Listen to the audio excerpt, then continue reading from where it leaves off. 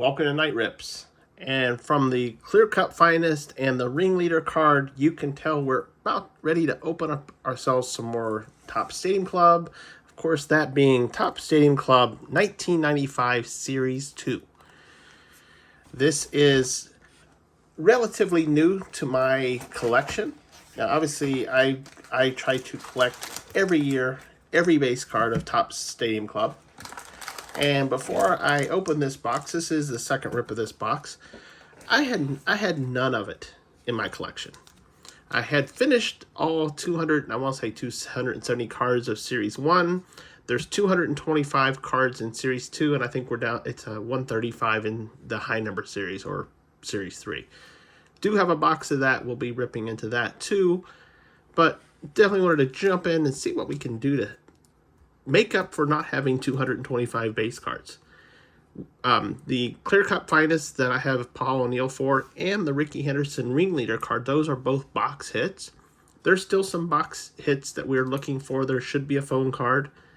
And then beyond that, we should find in every one of these packs a virtual reality card. Kind of that same series that they did in 2021 Stadium Club, because in 2020, obviously it wasn't a full season, and 95 did it because in 1994, because of the strike, that wasn't a full season either. So let's go ahead and zoom on in. And before we rip into the first pack, I want to invite you to join the channel. Hit that subscribe button there below and hit the notify bell. Get notified when I put stuff up. So let's get ripping to the first pack. Now, one thing I want to mention, what's interesting about 1996, there is going to be some subsets, and we'll call those out as we run into them. But this was actually the last Stadium Club that they didn't have autos. Starting in 1997, you could pull an auto. They weren't like the ton of autos that they do today. But I think the 97, the auto was Tony Gwynn, which would be neat to get. John Daugherty. A lot of these are base cards. I'm going to go through them a little slow to look at them, to appreciate the photography, which is really what Stadium Club was all about, is this awesome photography. Back, not so much. Their stat card was a little bit different than what you'd seen from Topps before, but they kept the borders, and this was going to be a full card with minimal logos. You definitely have a team, and you have the name, especially a name of a great one like this, the one who did not make it into the Hall in his 10 years of eligibility, the great Barry Bonds. Pretty cool, though. And you can't, this was also the time of the Boys of Summer. There's Jeff Bagwell. That would be the National League MVP. And one of the Killer Bees. This was when really the hobby was kind of dwindling a little bit, because people were upset because of the strike, and attendance was going down. It really, and if you watch this nice 30-30 or 30 for 30 for ESPN, talking about the Boys of Summer, they're going to talk about the home run race. Jeff Cirillo, Major League debut. Yeah, they will talk about that Boys of Summer. That potentially, that was the reason why people got interested in baseball again. Nice checklist card. So I don't know if it's true or not, and I'd love your comments, and you can always drop that in the comment section below. It's a virtual reality checklist, and after that, we always find the virtual reality card. This time for Pat Rapp. And if you look on the back, his is going to be a little bit different. Well, anyone in the virtual reality, because they will say what the stat was that they got, and then what they should have gotten if they would have played the whole season. And this is a separate set. It is not part of the base. That's why there's a separate checklist. That's not part of the checklist that we saw just a few minutes ago or a few seconds ago. All right, let's take a look at next pack. And getting back to the Boys of Summer, one of the reasons why they were saying that this is what brought people back to baseball was, if you were around during those times, like I was, people were watching to see who's going to knock the most homers out. And, you had the Barry Bonds, you had the Mark McGwire, Sammy Sosa. Good Lord, I'm drawing a blank of who all was in that race. Just Kevin Knapp here. There's quite a few. And, of course, probably I would say most of those that were in that race, there's Delano DeShields, pulled his rookie before. The people who were in that race, most of them have not made it into the Hall. They're not banned, but the baseball writers have not voted them in. Barry Bonds is one of them. McGuire's not in. Sosa's not in. Matter of fact, Sosa's hasn't even been back to Wrigley since he left. Roberto Kelly. So while it made exciting baseball, it kind of tainted, because everybody was chasing those special numbers and they were hitting unreal numbers. And perfect example is, all you have to do is look at how many home runs people are hitting now. Not even close. Now, some people will say that it's because of the humidors and but we had live baseballs for the last couple of years, before this year. Ellis Burks, virtual reality. And they still weren't hitting, numbers like they were hitting before. Oh, there's another one who was a boy of summer. One of the Bash brothers. Yeah, it would have been him and McGwire. Of course, this is when he moved over to he's a Red Sox in this one. He went from the Athletics, and he went to the Rangers, and then he went to Boston. But another one that was, we'll just say, chemically enhanced. Let's go to the next pack. And it is kind of funny that, I guess it's because I open this era of baseball so often that I get to talking about the steroid era. And sometimes it almost makes me wonder, am I just talking about almost every rip of this? And that was honestly the whole premise of the Boys of Summer. This brought people back to the game. It was the excitement of the baseball. And people, how many home runs are they going to hit this time? I need extra. There's Bo Bichette's dad, Dante.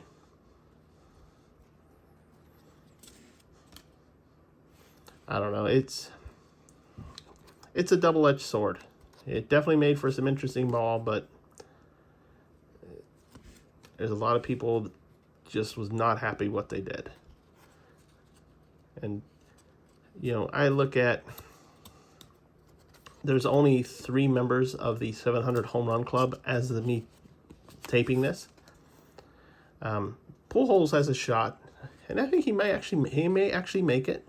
It's Bry Jordan, BJ, who's now one of the color commentators for Braves games, and he was a Brave. And we got Mike Greenwell, best seat in the house. This is a subset. They're definitely not on the Green Monster because, he's a left fielder.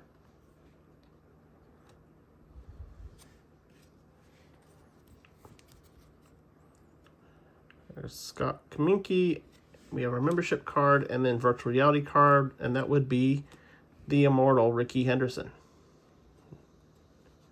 Very cool. Actually, this one I'm going to look at real close, because this one, the one you're going to look at, and they actually did not put it on here, was how many stolen bases.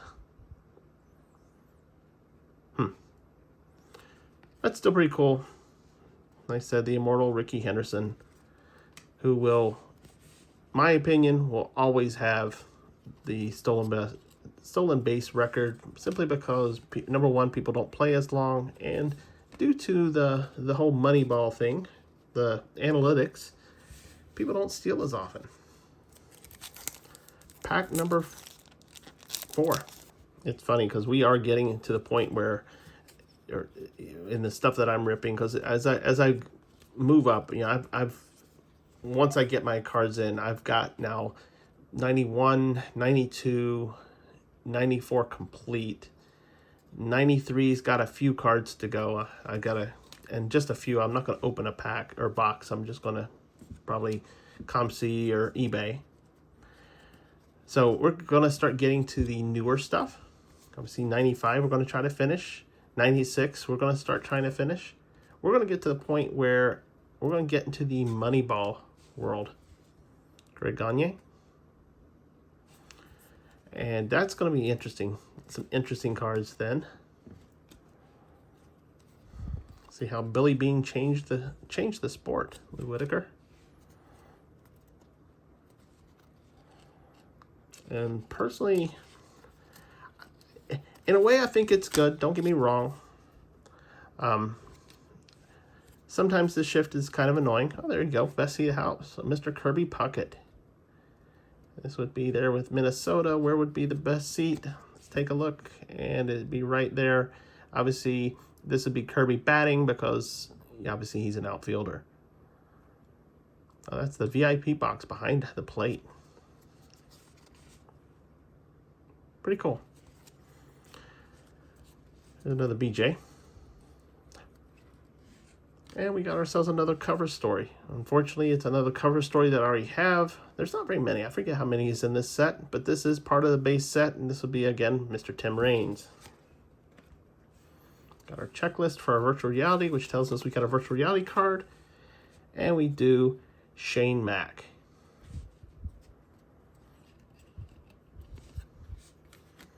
There's a Yankees legend, Bernie Williams, and we will end it with Gary Disarcina. And I've definitely pronounced that wrong. And if you're watching my channel, I apologize. All right, fifth back. Okay, flip as many as I can. And of course, always going to be that one that's stuck. But they're not that bad. Just no damage to them, fortunately. All right, start off with Marvin Freeman.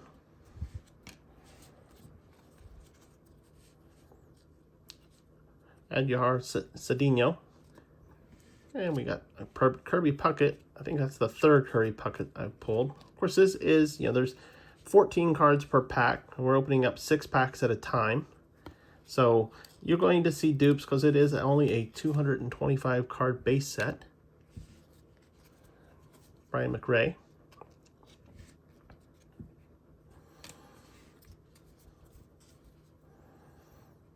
That's a staged Willie Green. That looks almost like somebody just photoshopped him in or took out the background. But no Photoshop in 1995. And there was stuff, but it was not as easy to edit the cards as it is today. Which definitely made YouTube hard. Just kidding. Got a cover story with the Cleveland Indians. Who is that? I am absolutely drawing a blank. All right, I can't guess. Carlos Braga, or Berga, sorry.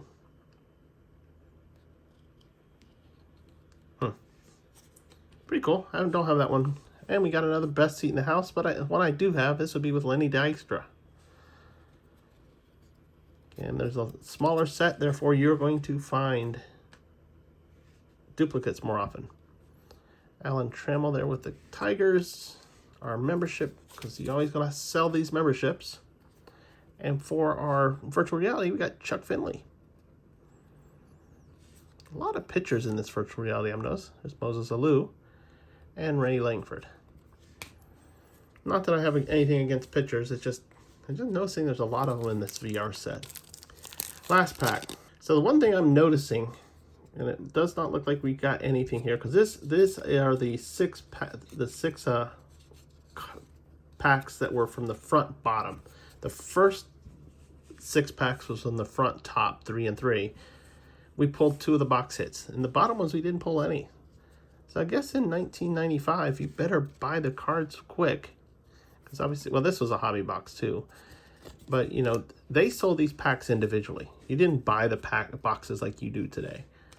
So if you could figure out where the cards were, you had a good chance, as long as you could get to the packs early. There's Kurt Manwaring.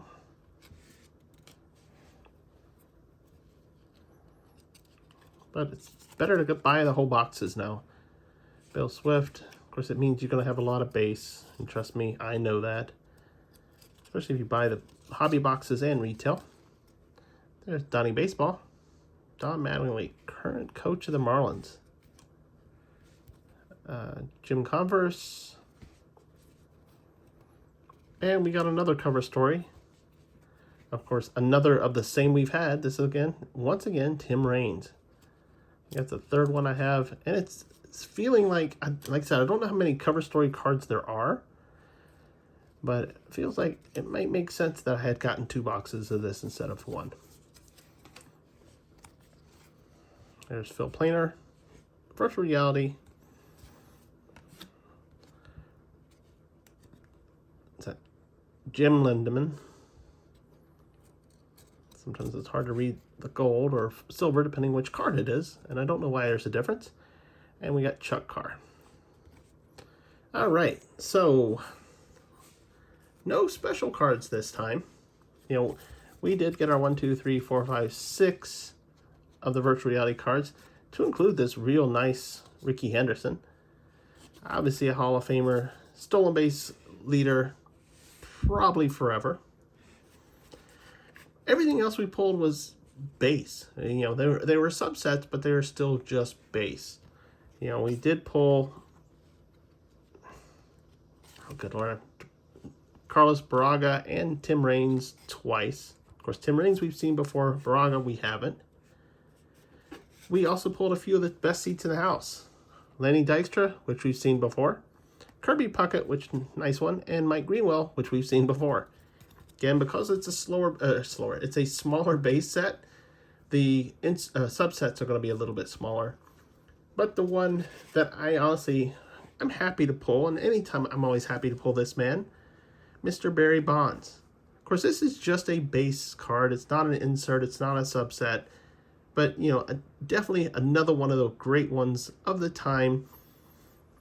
Not everybody happy because, obviously, the Barry Bonds of San Francisco was a little bit larger than the Barry Bonds of Pittsburgh. And I think a lot of us know why. So it did damage his rep. It did keep him out of the hall, at least with the baseball writers. But he was a great player. He was a 5-tool player. You know, at the end, he started getting into the just smashing it. But, you know, when he was a Pirate, he would steal more bases than he would hit home runs. Great defender. So he could hit with power, he could run, he could field. Definitely a 5-tool.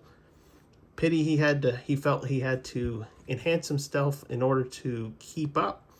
But, you know, you make choices. So, still a great player. And honestly, will be in the hall one day. So that's it. That's another 6 packs of 1995 Top Stadium Club Series 2, along with a commentary of how I felt about baseball. So I hope you enjoyed it, and I enjoy getting this chance to speak my mind sometimes. I mean, I'm not going to badmouth any of them because they did what they had to do. And they were still fun to watch, and it kept baseball alive. We always have to look at it that way. This is what kept baseball alive. So, hope you enjoyed it. And if you did, make sure to subscribe to the channel by hitting that subscribe button below and hit the notify bell. Get notified when I put stuff up and when I get a chance to rant again. Also, go ahead and thumbs up the video. And if you have any comments, drop in the comment section below. I appreciate taking the time watching me open old baseball cards and talk about people. And I look forward to doing it here again real soon. So until then, bye now.